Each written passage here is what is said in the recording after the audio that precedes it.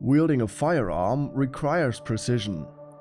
Gravitation, powder load, barrel length, wind, or even a slight twitch with your trigger finger will affect your shot.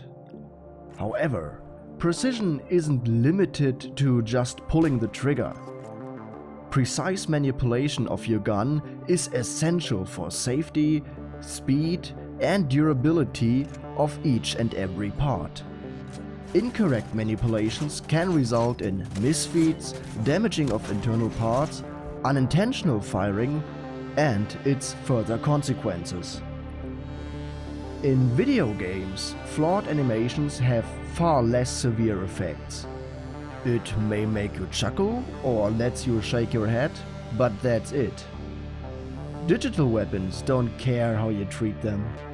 In the end, they are as real as the targets you shoot at. Before we dive deeper into this, I want to point out that wrong doesn't equal bad. Although a reload animation could be technically incorrect, it could still be visually pleasing and be well executed by the animator. After all, it happens to the best.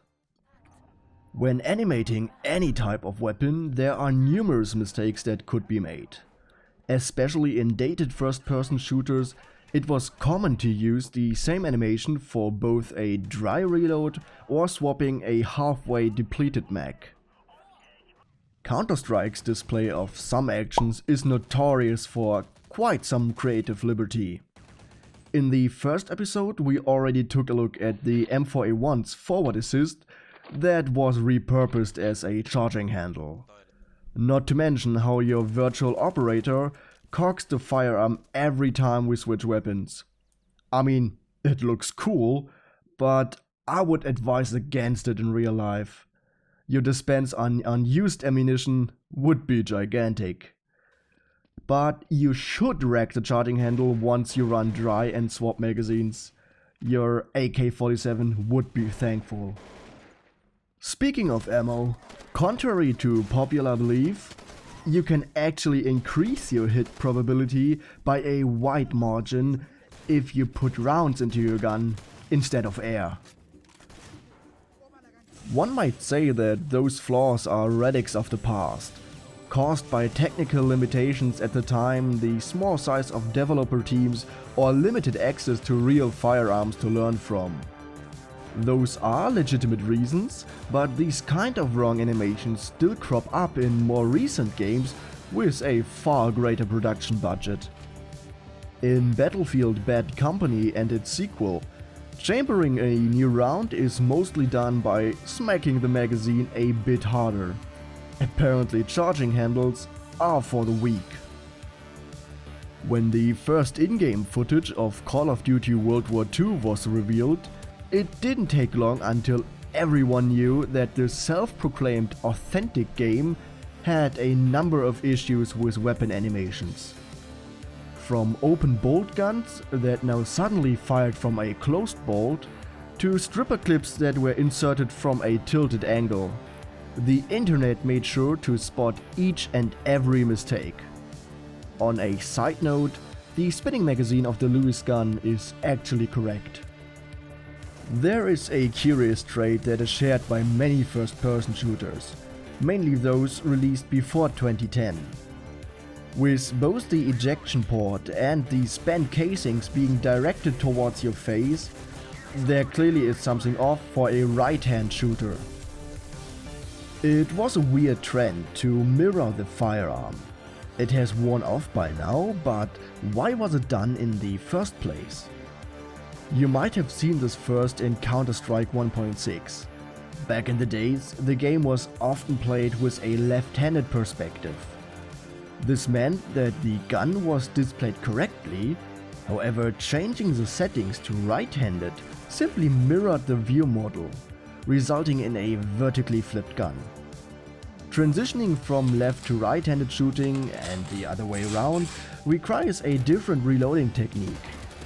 That would also mean a new animation for every gun. Flipping the entire model was a logical conclusion to provide a simple and cost-efficient solution. But what about games with both a higher budget and without a left-handed option?